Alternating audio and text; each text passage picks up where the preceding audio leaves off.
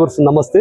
ఈరోజు మనం అనంతపురం నగరంలో కలెక్టర్ కార్యాలయం ఎదురుగా అయితే జై భీమ్ భారత్ పార్టీ ఆధ్వర్యంలో ఈరోజు కూటమి ప్రభుత్వం తెచ్చినటువంటి మెడికల్ కళాశాల ప్రైవేటీకరణకు వ్యతిరేకంగా కొడివెండ్ల నరేష్ ఆధ్వర్యంలో పెద్ద ఎత్తున అమర నిరాహార చేస్తున్నారు.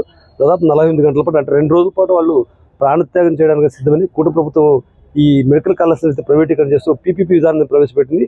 దీనివల్ల సామాన్యులు బడుగు బలహీన వర్గాలకు వైద్య విద్య అనేది అందరినీ ద్రాక్షగా మారుతుందని చెప్పి వాళ్ళు ఆరోపిస్తూ పెద్ద ఎత్తున ఈ జై భీమ్ భారత్ పార్టీ ఆధ్వర్యంలో ధర్నా చేస్తారు. దానికి సంబంధించిన వివరణ వాళ్ళ ద్వారా వాళ్ళ మాటల్లో విందాం.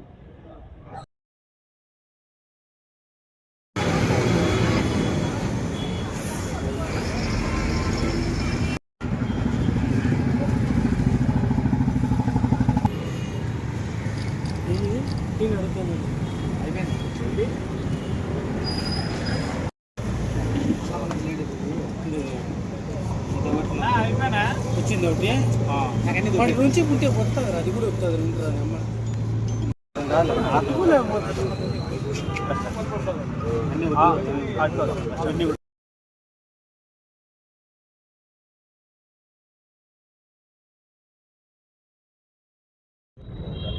ఈరోజు కూటమి ప్రభుత్వం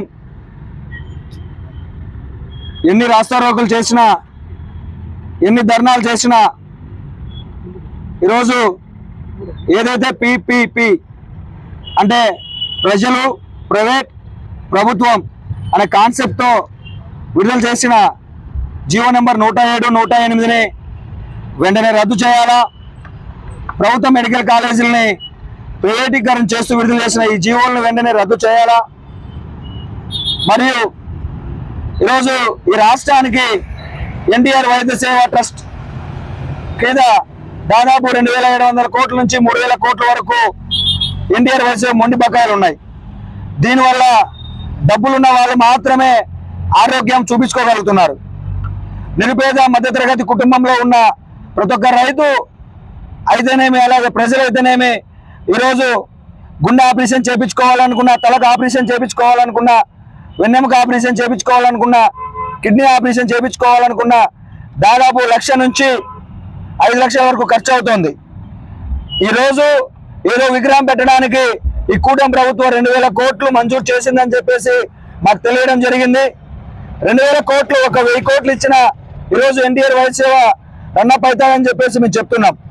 ఈరోజు ఈ కూటమి ప్రభుత్వం నిమ్మకు నీరెత్తినట్టు వ్యవహరిస్తుంది. కాబట్టి జై భీమ్ భారత్ పార్టీ వ్యవస్థాపక అధ్యక్షుడు శ్రీ జల శ్రావణ్ కుమార్ గారి ఆదేశాల మేరకు జిల్లా కమిటీ మరియు అర్బన్ కమిటీ ఆధ్వర్యంలో ఆమర నిరాహార దీక్ష చేయడం జరుగుతుంది. ఇవన్నీ కూడా ఎందుకంటే ఈ జనాలు, ప్రజల ప్రాణాలు కాపాడలేని ప్రభుత్వం ఈరోజు చేస్తున్న మొండి వైఖరిని మేము ఈరోజు నిలదీస్తూ ఆమర నిరాహార దీక్షకు కూర్చోవడం జరిగింది. వెంటనే ఈ జీవో నెంబర్ 107, 108ని రద్దు చేయాలా. అలాగే 2600 కోట్ల నుంచి 3000 కోట్ల వరకు మొండి బకాయిలు ఏవైతే ఉన్నాయో వెంటనే అవి కూడా విడుదల చేయాలా. చేయకపోతే ఆమర నిరాహార దీక్ష కూడా ఆగదు. మీరు వెంటనే ప్రభుత్వం గమనించాలా.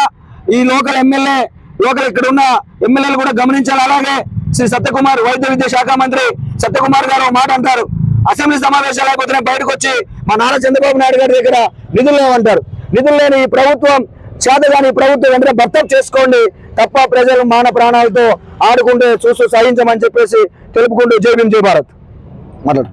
రాష్ట్ర వ్యాప్తంగా మెడికల్ కాలేజీలు ప్రైవేటీకరణ చేస్తే విద్యార్థులు చదువుకు దూరం అవుతారనేటువంటి ఆలోచన విధానంతో మొదలుపెట్టినటువంటి జై భీమ్ భారత్ పార్టీ వ్యవస్థాపకులు జల శ్రావణ్ కుమార్ గారు, మరి వాళ్ళ శ్రావణ్ కుమార్ గారు మొదలుపెట్టినటువంటి ఈ మెడికల్ కాలేజీ ప్రైవేటీకరణపై రాష్ట్ర వ్యాప్తంగా చూసుకున్నట్లయితే వైసీపీ ప్రభుత్వం గానీ కోటి సంతకాల సేకరణ చేయడం జరుగుతూ ఉంది.